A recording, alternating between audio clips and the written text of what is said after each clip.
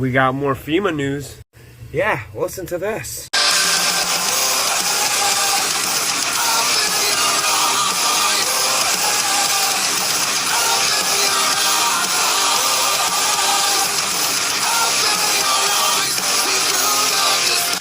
If you would have paused to read that, they said Marines attacked a convoy, a FEMA convoy, arrested them, and there was 250 bodies from Maui with bullet holes.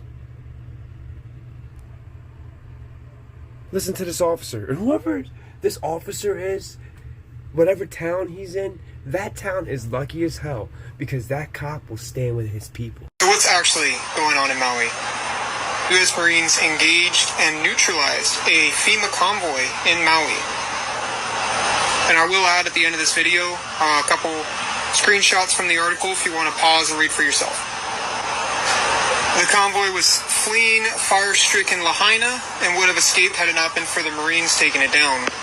The chase began early Friday morning when Marines and FEMA had a shootout in the Maui Forest Reserve east of Lahaina Beach. According to intelligence reports, the Marines caught FEMA red-handed burying corpses in an earthen grave the feds had excavated with a backhoe. A procession of FEMA agents hauled bodies of men, women, and children out of an M35 Deuce and a half and heaped them on top of each other as federal supervisors stood around smoking cigarettes and drinking coffee. So the Marines dismounted a distance away from the camp and they crept up undetected. The Marines took cover and began firing on the feds, and a dozen of them fell immediately. And then the feds began screaming, saying, "Don't shoot, we give up." So this is obviously a pretty severe situation, and it's not surprising that you're hearing nothing about this on the mainstream media. Of course, we all know how reliable they are. As the FEMA helicopter that had extracted some of the members attempted to flee, the Marines fired 3 grenades from a Mach 19 mounted on a Humvee, and one clipped the rotor, and then another landed in the open doorway, causing the helicopter to explode and crash.